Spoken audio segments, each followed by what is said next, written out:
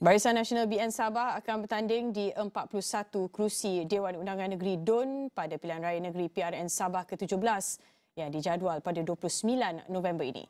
Pengerusi BN Sabah Datuk Seri Bong Mokhtar Radin berkata pemilihan calon dibuat secara teliti bagi menampilkan gabungan terbaik yang berpengalaman, berwibawa, berketerampilan serta mempunyai rekod perkhidmatan cemerlang kepada rakyat. Pemilihan calon kali ini juga bukan sekadar berdasarkan latar belakang individu tetapi berasaskan kemampuan membawa agenda Sabah yang berpaksikan kepentingan rakyat Sabah. Selain mengambil kira aspirasi rakyat, BN Sabah juga tampil dengan wajah, jiwa dan pendekatan baru yang mana 80% calon terdiri daripada muka baru. Malah lebih 30% calon merupakan wakil golongan muda bagi memastikan suara dan aspirasi generasi muda terus diberi tempat dalam kepimpinan negeri. Selain itu, Bong Mokhtar memaklumkan ada beberapa lagi nama akan diumumkan kemudian.